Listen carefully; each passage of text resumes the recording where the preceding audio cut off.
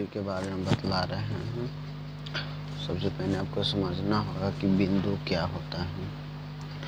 बिंदु यानी कि इसे पॉइंट बोला जाता है ना। तो बोलेंगे क्या है बिंदु है, क्या है बिंदु है। बिंदु यानी 0 डायमेंशन होता है, याद रखना है। बिंदु क्या बिंदु क्या होता है, 0 डायमेंशन होता है। मतलब बिंदु के बारे में बोल सकते हैं नो लंबाई, नो चौड़ाई, नो ऊंचाई, है ना। यानी न गण्य होता है, नहीं चौड़ाई, नहीं लंबाई, नहीं ऊंचाई होता है। इस प्रकार आप कह सकते हैं। इसके बाद आता है कि लाइन किसे कहते हैं, यानी कि रेखा,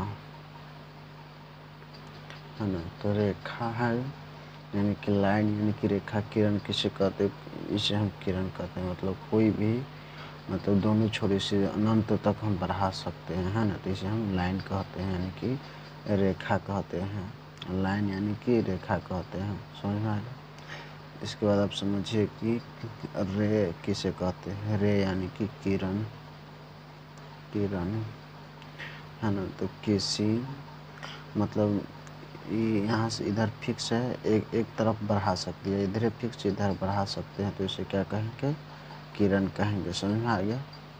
इसे किरण कहेंगे। और ये सब 1 डायमेंशन होता है किरण को, और रेखा की भी 1 डायमेंशन होता है। तो किरण समझ में आ गया, लाइन भी समझ में आ गया। अब रेखा खंड समझिए, यानी कि इसे सेगमेंट बोला जाता है, यानी कि रेखा खंड। यानी देखिए किसी लाइन को, जैसे ये लाइन हो गया ना, इसको दोनों तरह से काट देंगे, ये रेखा खंड हो गया। जैसे इधरों फिक्स हो गया, इधरों फिक्स हो गया, तो क्या हो जाएगा, रेखा खंड हो गया। समझ में आ गया, क्या हो जाएगा, रेखा खंड हो जाएगा, है ना। तो और लाइन के बारे में कोई पूछेगा तो बहुत सारे पॉइंट मिलकर लाइन बनता है, तो ये भी आप बोल सकते हैं। नहीं तो हम फिगर के माध्यम से आपको बतलाए हैं। अगर डिफिनेशन पूछेगा तो आप बोल सकते हैं, है ना। और एक तरफ फिक्स रहता है, तो ये सब बतला दिए। अब समझिए कोण किसे कहते हैं।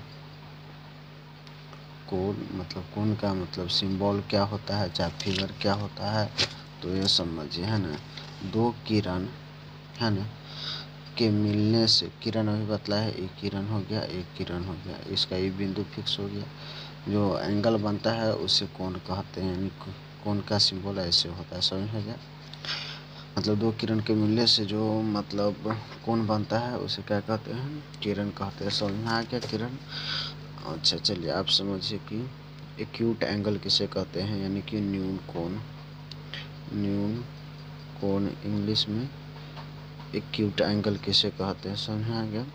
तो जो 90 डिग्री से, जो 90 डिग्री मतलब सिंपल मोटी भाषा में कह सकते हैं 0 डिग्री से 90 डिग्री के बीच में, मतलब कोई भी एंग थीटा हो गया 0 डिग्री से 90 डिग्री के बीच में उसका मान होगा, तो न्यून कोण होगा।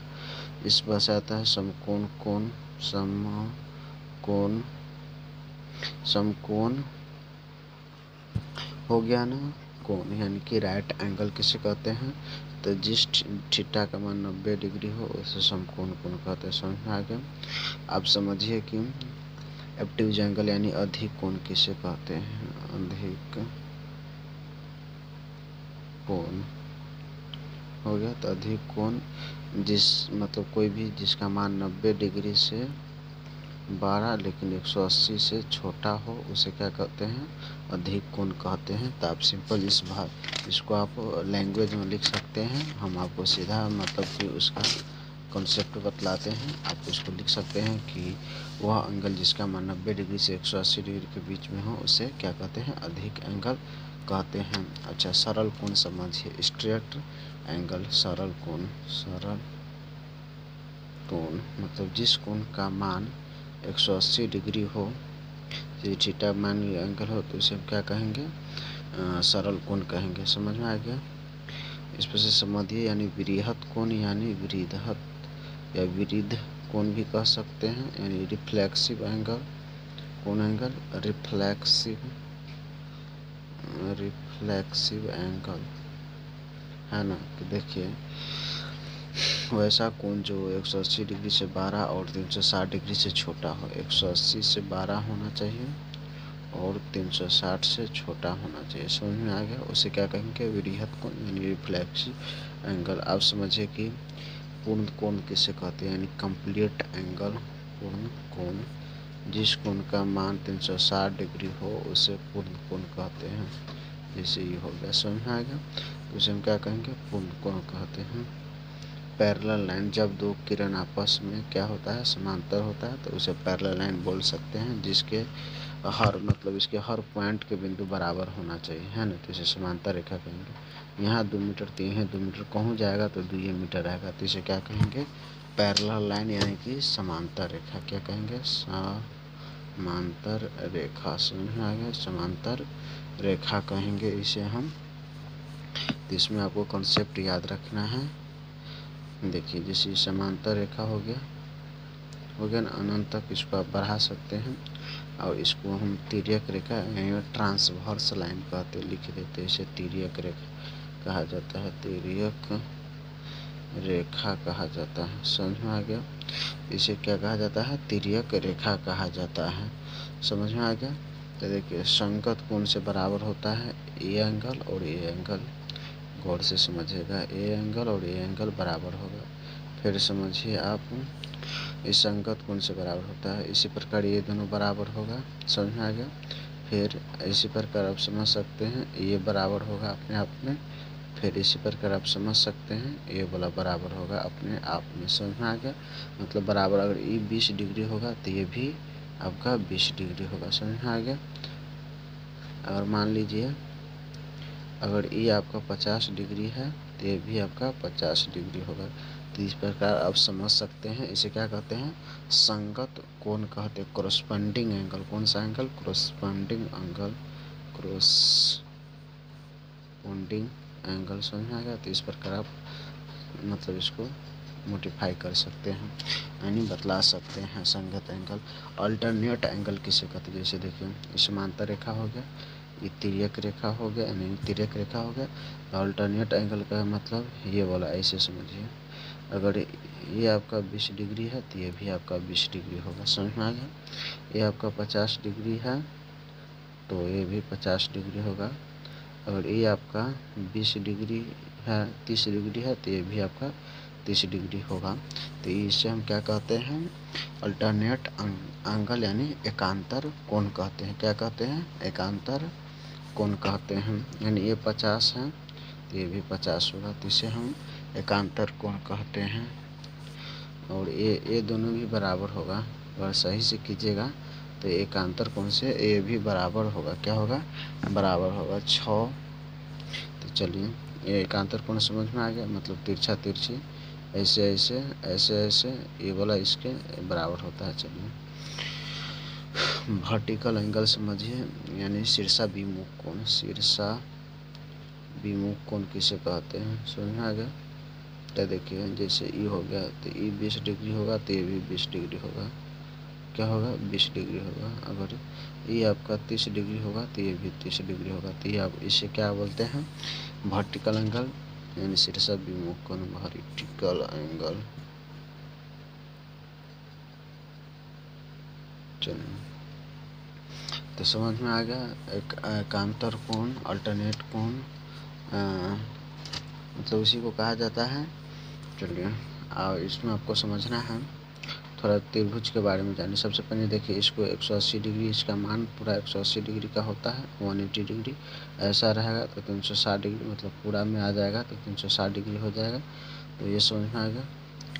और त्रिभुज के बारे में समझिए, मतलब 3 स्ट्रेट लाइन से घिरी आकृति को त्रिभुज कहते हैं। त्रिभुज, समझ में आ गया, त्रिभुज। चलिए, तो त्रिभुज में क्या होता है, दो साइड का योग। जैसे मान लीजिए त्रिभुज हो गया, है ना, त्रिभुज हो गया तो इसको ए मानेंगे, बी मानेंगे, सी, ये हो जाएगा, ये बी हो जाएगा, ये सी हो जाएगा। तो दो साइड का योग तीसरा साइड से हमेशा 12 होता है। जैसे ए बी को जोड़िएगा तो सी से 12 होगा। समझ में आ गया। बी सी को जोड़िएगा तो ए से 12 होगा, ए से 12 होगा, और बी से 12 क्या होगा, ए और सी होगा। तो इस प्रकार आप रिलेट कर सकते हैं कि दो साइड का योग तीसरे साइड से 12 होता है। अब यहाँ पर दो साइड का डिफरेंस, जैसे ए माइनस बी हमेशा छोटा होगा तीसरे साइड से, समझ में आ गया। इसी प्रकार आप तीनों लिख सकते हैं। हम सिर्फ आपको एगो बतलाते हैं, आपको कंसेप्ट याद रखना है, इसलिए हम आपको एगो बतलाते हैं। अच्छा, त्रिभुज के तीनों कोणों का योग कितना होता है? 180 डिग्री होता है, याद रखना है। कितना होता है? 180 डिग्री होता है। चलो देखिए, त्रिभुज में याद रखना है, अगर ऐसे है तो बाह्य एंगल का मान दोनों एंगल के बराबर होगा। जैसे मान लीजिए ये 70 है, तो ये 70 है, तो ये आपका मतलब ये दोनों के योग के बराबर, ये एक्स है, ये वाई है, तो एक्स प्लस वाई का मान कितना हो जाएगा? 70 हो जाएगा। मतलब अंदर के दो एंगल के योग बाहरी एंगल के बराबर होगा। समझ में आ गया। चलिए, त्रिभुज क्या प्रकार समझिए त्रिभुज के। वो तो हम त्रिभुज में आ जाएगा समबाहु त्रिभुज। समबाहु त्रिभुज कौन सा त्रिभुज? समबाहु त्रिभुज। तो समबाहु त्रिभुज किसे कहते हैं? तो आपको याद रखना है, जिसका तीनों भुजा बराबर हो उसे समबाहु त्रिभुज कहते हैं। जैसे ये दो तो ये भी दो, तो ये भी दो, इसे क्या कहेंगे? समबाहु त्रिभुज कहेंगे। समझ में आएगा। समबाहु त्रिभुज कहेंगे जिसका तीनों कोणों का योग मतलब, और इसका प्रत्येक कोण मतलब, अभी समझिए ना, समबाहु त्रिभुज में मतलब कि जिसका तीनों भुजा क्या हो? बराबर हो, उसे समबाहु त्रिभुज कहते हैं। समझ में आ गया। समबाहु त्रिभुज। अब आता है समद्विबाहु त्रिभुज। समद्विबाहु त्रिभुज, समबाहु त्रिभुज का इक्विलैटरल ट्रायंगल कहा जाता है। असमद्विबाहु त्रिभुज हो गया समद्विबाहु त्रिभुज। समद्विबाहु त्रिभुज। तो समद्विबाहु त्रिभुज किसे कहते हैं? तो याद रखना है, कोई भी एंगल हो गया जिसका दो साइड बराबर हो उसे समद्विबाहु त्रिभुज कहते हैं, है ना। जिसके दो साइड बराबर हो एंगल के आधार, चलिए भुजा के आधार पर त्रिभुज बतलाए हैं। समबाहु त्रिभुज, समद्विबाहु त्रिभुज, जिसका दो साइड बराबर हो इसे समबाहु त्रिभुज कहेंगे। और समबाहु त्रिभुज में तीनों साइड बराबर होता है। समझ में आ गया। इस समबाहु त्रिभुज, समबाहु त्रिभुज, और ये समद्विबाहु त्रिभुज है। समझ में आ गया। और भुजा के आधार पर तीन प्रकार का त्रिभुज होता है। विषमबाहु त्रिभुज, विषमबाहु त्रिभुज मतलब जिसका तीनों साइड डिफरेंट हो। समझ में आ गया। जैसे ये दो, तो ये तीन, तो ये चार, तो इसे विषमबाहु त्रिभुज कहेंगे। समझ में आ गया। क्या कहेंगे? विषमबाहु त्रिभुज कहेंगे। देखिए समझिए आप, इस पर से कोण के आधार पर एंगल को कितने भागों में बांटा गया है? किसके आधार पर? कोण के आधार पर। तो सबसे पहले आप समझिए समकोण त्रिभुज। कौन सा त्रिभुज? समकोण त्रिभुज। समकोण, है ना। तो समकोण जिसका कोई भी त्रिभुज का एक कोण का मान 90 डिग्री है, समकोण त्रिभुज कहलाता है। चलिए इस पर से आप समझ जाइए। न्यून कोण त्रिभुज, जिसमें मतलब न्यून कोण त्रिभुज यानी कि प्रत्येक एंगल का मान 90 डिग्री से छोटा होना चाहिए। कितना? 90 डिग्री से छोटा, तो न्यून कोण त्रिभुज कहलाएगा। आप लिख लीजिएगा न्यून कोण त्रिभुज। वो आता है अधिक कोण त्रिभुज। कौन सा त्रिभुज? अधिक कोण त्रिभुज, जिसमें मतलब एक एंगल का मान 90 डिग्री से अधिक होना चाहिए, तो उसे कहेंगे अधिक कोण त्रिभुज। 90 डिग्री से मतलब 12 होना चाहिए, है ना, थीटा का मान, उसे अधिक कोण कहेंगे। और हम नेक्स्ट वीडियो में बनाएंगे। चलिए।